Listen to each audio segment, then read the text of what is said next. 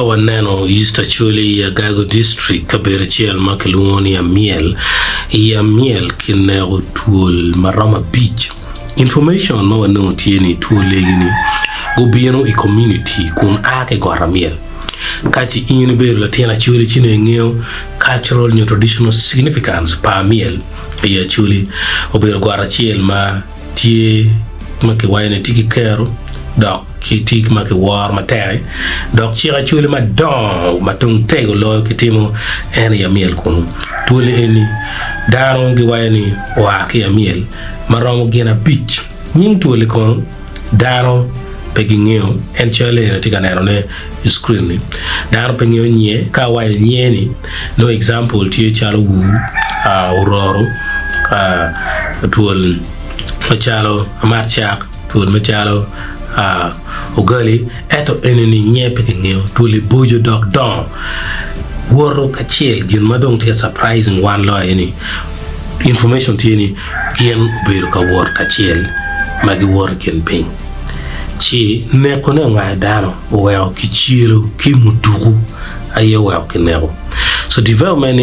is a scaring one mati more of a traditional and that's where one were focusing on material where waneni ginukate donc where waneni wago chim bot jo ma kien gramo temoni ang wabi go chimbot ngarachiel makilwoni enosi berlewe and then wabi go chimbot ruor kasemir ngom wako tem niang wakachi en ngeo unyo ngom en ro wachi ye kadu ngeo kido wabi go chimbot ruor wo weka ko wachi wa pia ene ye dwole enu ene ye loyo adwole enu ni wako niang wa yeda ngoma en ngeo kong wadony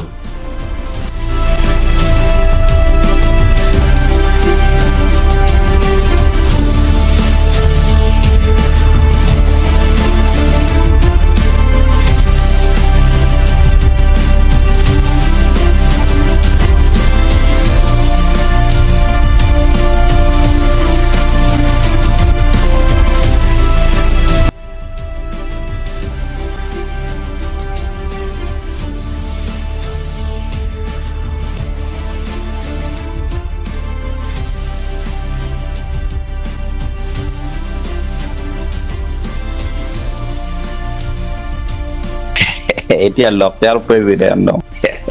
Eti ni. We tiri ni ja. Apo kong pama. Arapo ni ja ukaja moja ler wun ya. Iti live ya churi ITV at recording. So temiron yang no kong about Tuoli. Oh, Tuoli according to the story mokaro. Tuoli ene lawo diko kinenda para abiro tuoli ene ubino donyi community mo donyi community dano bedo fil woro to twal ene kita tuoli ene ubino kere dano yigi peyom no ci gen motime ene ye dulta moñ mati kuno geno konyo ruak matuli ene kichiru wake mudogo kage ne ko tuol maramo gena beach number manyure kichiru ke mudogo gena beach kay neno wa ke ko Amyel ya ke ko Amyel kene no story ni eno ni kita ke choyo kere chido kerga bet kumeno commenti maduong dan wache pingo gene ko tuoli no mior pikinere no mior kon ken yang mabe manyute gena beach wenke wor kachiel digite wor kachiel chitu lunye lewa churi kono dar ngeo lewa churi do wango beru tuol awajo ka chala mo gilwone wu kana gilwo ko ne matya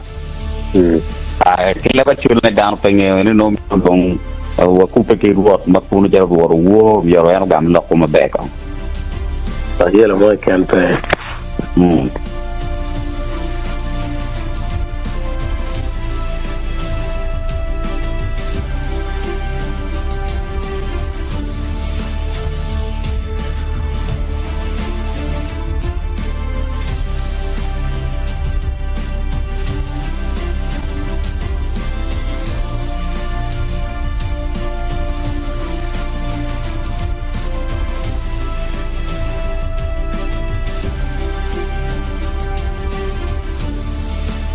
apo cho kong ruot no be gang chu ni gang cho mabe gang ke tio be gang ke ti mabe be twal no well ago ni chi mi session ma atika recording ma yes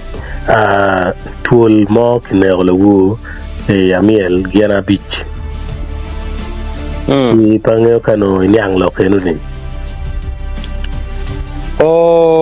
an la wo beru ki gin mapoli nyima chi lo ka pia o nyima ti ati nyang beru ki jema poli nyimi no pia ni wanyang kinero tool beach ma ni wa ki kom war Amyel beru ka yelo dano en area Amyel kunu pakare we want to find out down kung kachi gwagwon cultural significance mo ti madog te kwarno okay atamo kong arabe nyang piani kaje makeme ki lo me bila kiuno mierno chere makuno go me ngech kaklo ka makan ere go nen ngoma tie ayela pe ba ka chenen go tem kito chi dikel ayela kwan nyua dugene beber marach manyute kachi kinegata manu ginme bila che dugene be racho ba peke nya wigine nyojo magi kwer kinyo kino dugene beber maraja tera aya ingong dong ke finding out chi do nganda nyang kana do okay be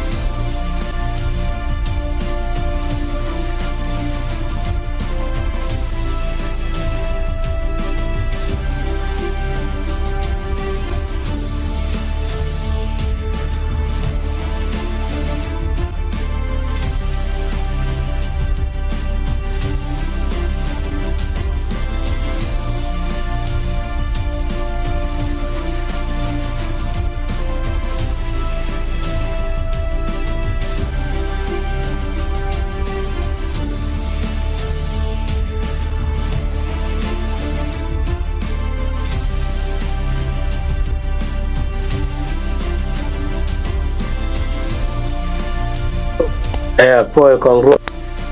apoy bene be itika loki Maktunu Brian mi achule ITV Maktunu Brian ai let mau kichao kinying dano kumkar ni dong let mangunu wan lu di roba poyo